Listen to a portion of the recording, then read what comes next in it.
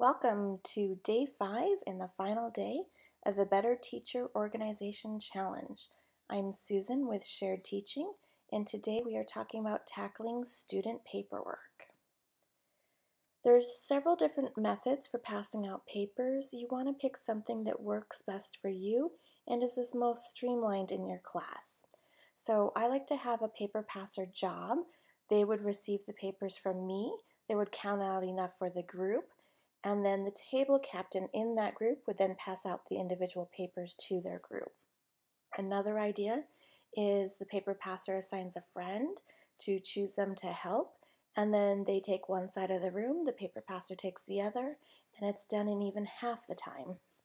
You can also have a line where you give the whole pile of papers to the first person, they take a paper, and they pass the rest down the line. Now that one does take a little bit more time to maneuver, but once it's in place, then you can also reverse the process for them to return the papers. And as always, I like to have extra copies go in the copy bucket, and then students know exactly where to go to find an extra copy when they need one. When they do receive those papers that were passed out, you need to make sure that you know what their home is. And we talked about homes for paper during the teacher paperwork training. So a couple ideas here is a take-home folder where they have sides labeled. So if you're returning an assignment to them that's already graded, they would either keep it at home or maybe they need to sign it and return it to school. So that's easily labeled for them to know exactly where it belongs. I like to color code my subjects and put labels on everything from their folders to their notebooks. So in my classroom we have different colors, and I'd say get out your green reading folder, and that's where they know it's going to go when it's unfinished before they need to turn it in. Some other ideas for storing papers is a binder that's very similar to having the color-coded folders, or the take-home binder or take-home folder. They have subject inserts, and they simply flip to the correct tab and put the homework under the correct tab. I don't give that much homework that I feel it's necessary to have a binder like this, but a binder might also be handy in your classroom if you wanted to keep it in the classroom instead of going back and forth to the home. I will be talking in just a minute about the bottom A to Z file system. So when students are finished with the papers, they need to return them to me. That's kind of where they'll store them before I grade them and return them back. Apples and ABCs has a place for their center work that is not finished, and they simply file it under what looks like either a student number or possibly the group number.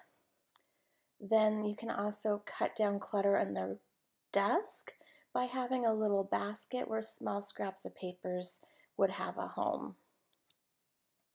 When students go to turn my papers, this is the system I use in my classroom, and I find it works really well. It's as simple as 3 steps. Step 1, they find their name on the checklist, which I always keep in the front of the first file box labeled A to C. They find the assignment they're turning in and add a check mark by their name in that column. Step 2, they turn in the assignment in their numbered student folder. Step 3, they make sure to face the papers sticking up so I can easily see when there are papers I need to check. So you can see in the third picture how it's very easy for me to see at a glance that there is something in there. And then when I go to take them out, I simply put my hands together and I pull the papers together at the same time, and they're already in number order. Easy for me to grade, and also easy for me to file and return to them later. Some other ideas is the paper drop on the far right is very similar to my file system, where you would have a laminated folder for each assignment the students are going to return. You can see she's written the name of the assignment on the top of the folder, and on the back is a checklist for them to put their papers inside and check it off.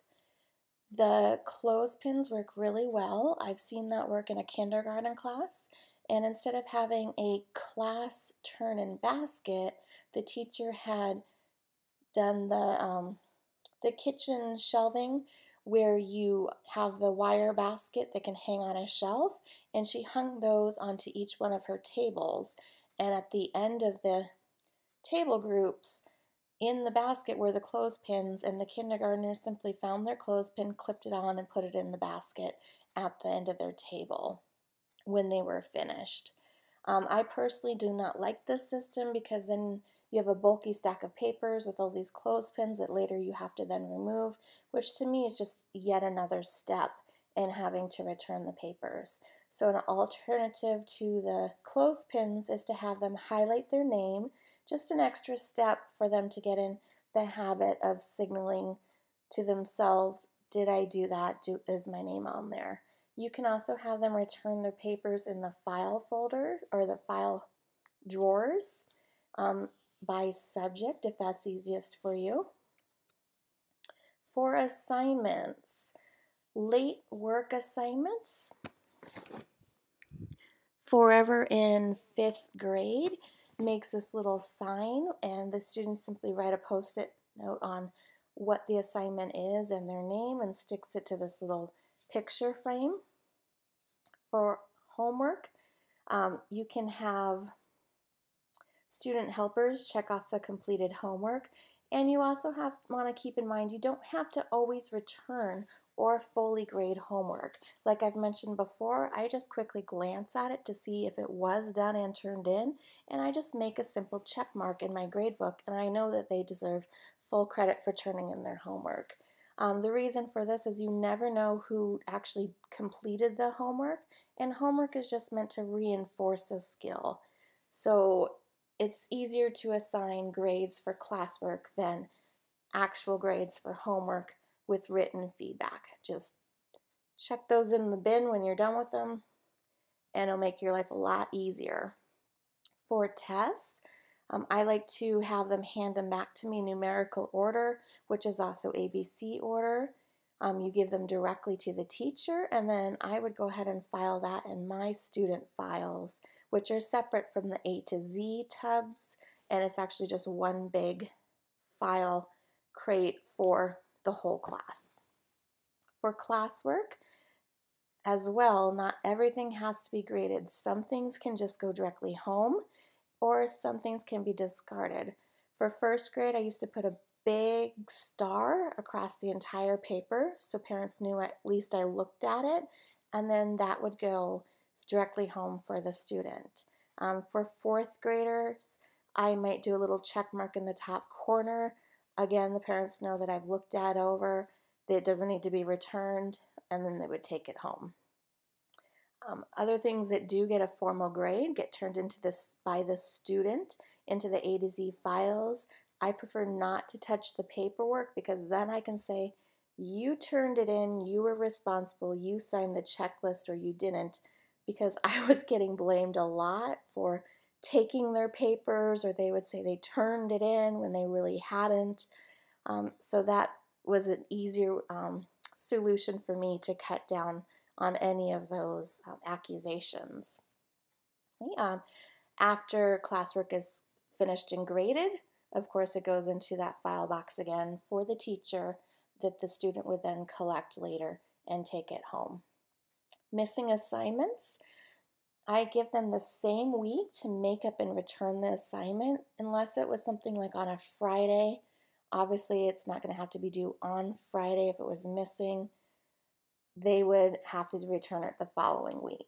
But keeping too many open missing assignments for too long of a time period will really start to muddle your grading system, and it starts to get really confusing who's missing what and where it is. If you just close everything out each week, you cut down drastically on all that paperwork. Students again find extra copies in the copy bucket, and if they are still missing by the end of the week, they have a binder, a missing assignment binder with their own page where they have to list out the assignment, why it was missing, and then they sign it. And I keep that for parent-teacher conferences, so if parents have any questions on why their student received a 0 on a missing assignment, I can pull open the binder and say, they were notified several times, they chose not to complete and return the assignment, here is their explanation. Okay, thank you so much for joining the last day of the challenge. If you stumbled onto this video but you did not sign up, please go to the link listed on this page and sign up for the challenge so you can receive all the workbooks and freebies that I've passed out. Have a great day.